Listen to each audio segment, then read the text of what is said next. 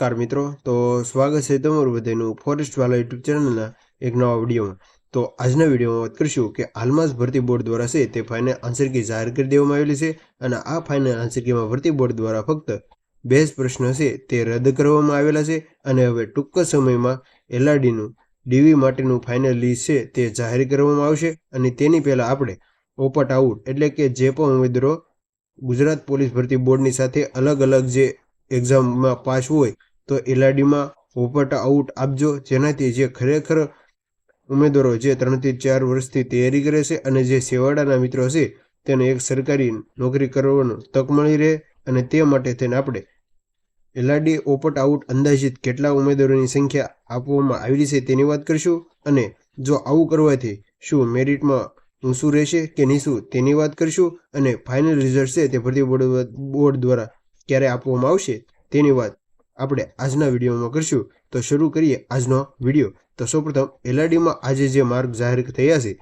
જે ઉમેદવારોને સિલેક્શન થાય એવા માર્ક આવ્યા છે એ લોકોને અભિનંદન અને જે લોકો ઓછા માર્ક આવ્યા છે તેઓને ફ્રી પ્રયત્ન માટે જે કહી શકાય કે બેસ્ટ ઓફ લક અને નવી ભરતી છે તે હવે ટૂંક સમયમાં છે તે આવવાની છે। તો જે પણ ઉમેદવારોને સારા માર્ક નથી તેઓ અત્યારથી છે તે તૈયારીમાં લાગી જજો અને એક દિવસ સફળતા જરૂર મળશે।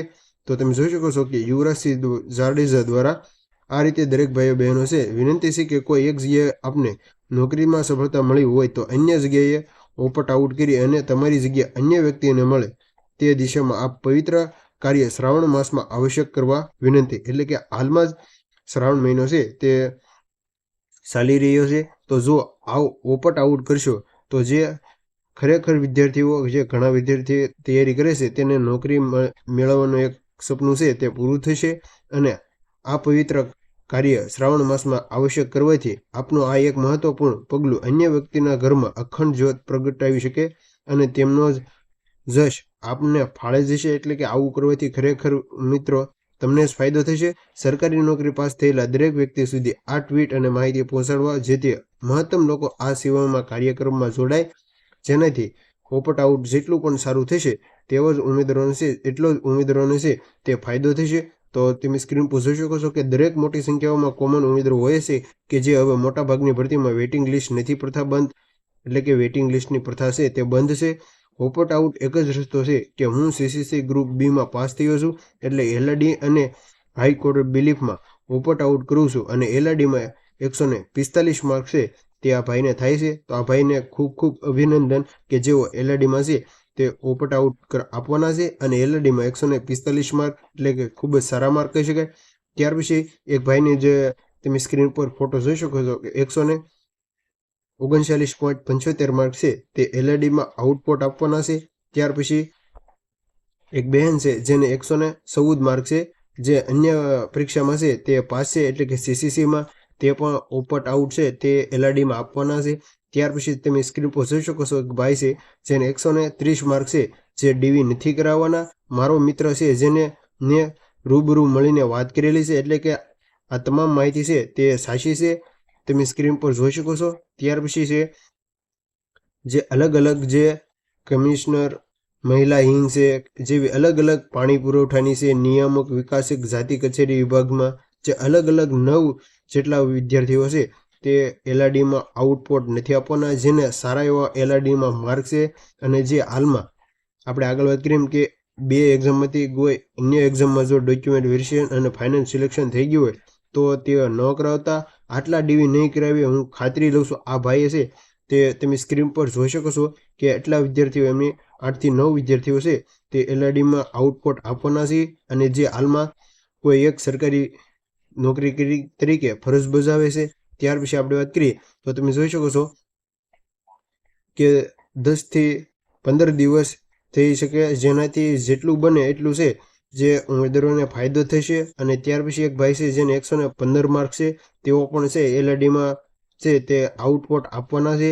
ત્યાર પછી વાત કરીએ તો તમે જોઈ શકો છો કે 146 માર્ક છે એટલે કે ખૂબ જ સારા માર્ક કહેવાય તે પણ છે તે એલઆરડીમાં આઉટપુટ આપવાના છે। આ જેટલી પણ માહિતી છે તે આપણે અલગ અલગ ટેલિગ્રામ અને આપણા ટેલિગ્રામ ચેનલ ઉપરથી છે તે લીધેલી છે, જેની તમામ ઉમેદવારોએ નોંધ લેવી। ત્યાર પછી છે તે વાત કરીએ તો બનાસકાંઠા દિયોરોથી 2 ભાઈઓ છે તે એલઆરડીમાં આઉટપુટ આપવાના છે, જે તમે નામ અને સ્ક્રીન પર તમે જોઈ શકો છો. ત્યાર પછી આપણે વાત કરીએ કે જે લોકો સીસીસી ગ્રુપ એ અથવા ગ્રુપ બીમાં પાસ થયા છે અથવા કોઈ બીજી સરકારી નોકરી કરે છે અને પોલીસ કોન્સ્ટેબલમાં પણ સારા માર્ગ હોય તો તેવા મિત્રોને વિનંતી છે કે તેઓ કોન્સ્ટેબલમાં સીટ ન બગાડે. અમુક મિત્રો સામેથી પણ કરી રહ્યા છે કે અમે ડીવી કરાવવાના નથી, અત્યારેથી આ ઝુંબેશ એલઆરડી આઉટપુટ ઝુંબેશ ચાલુ કરશું તો જ જ્યારે ફાઇનલ રિઝલ્ટ આવશે ત્યારે ઉમેદવારોને ખરેખર ફાયદો થશે. તો જો આ વિડીયો બને એટલો મિત્રોને શેર કરજો. અને આવું કરવાથી ખરેખર જે મિત્રો જે અન્ય એક્ઝામમાં પાસ છે તેઓ એલઆરડીમાં એટલે કે આઉટપુટ આપજો, જેનાથી જે ખરેખર ઉમેદવારો સરકારી નોકરીની તૈયારી કરે છે. અને જો આવું તમે કરશો તો જે મિત્રો ખરેખર સરકારી નોકરીમાં લાગશે, જેનું તમને પુણ્ય મળશે આ શ્રાવણ માસમાં, અને કોઈ ના કરે છે તે દ્રીવો તમે પ્રગટાવી શકશો. તો આ એક પૂર્ણનું કામ છે જે તમે કરજો, ખાસ કરજો. તો આજના જો વિડીયોની માહિતી સારી લાગી હોય ત્યાર પછી વાત કરીએ તો લગભગ 25 ઓગસ્ટ પછી એલઆરડીનું ડોક્યુમેન્ટ માટેની પ્રોસેસ છે તે ચાલુ કરવામાં આવશે. જે મિત્રો સીસીસી ગ્રુપ એ અને ગ્રુપ બી, એએમસી, શિક્ષક કે અન્ય ભરતીમાં જો પાસ હોય અને નોકરી મળી ગઈ હોય તો મિત્રોને 2 હાથ જોડીને નમ્ર વિનંતી છે કે તમે ડીવી કરાવતા નહીં. તમારા આ નિર્ણયથી બીજાના ઘરમાં અંજવાળું થઈ જશે. એટલે કે ખાસ જે પણ ઉમેદવારો અલગ અલગ એક્ઝામમાં પાસ હોય તેવા તમામ મિત્રોને ખાસ વિનંતી છે કે તેઓ આઉટપુટ આપજો, જેનાથી છે એલઆરડીમાં તેમાં ખરેખર વિદ્યાર્થીઓને ફાયદો થશે. અને લગભગ 25 ઓગસ્ટ પછી છે તે એલઆરડીનું ડોક્યુમેન્ટ વેરિફિકેશન માટે બોલાવવામાં આવશે. જ્યારે પણ ઓફિશિયલ માહિતી આવશે ત્યારે આપણી ચેનલ ઉપર તમને મળી જશે. તો જો આજના વિડીયોની માહિતી સારી લાગી હોય તો તમારા મિત્રોને ખાસ શેર કરજો આ વિડીયો. તો મળીએ એક નવા ઉપયોગી વિડીયો સાથે.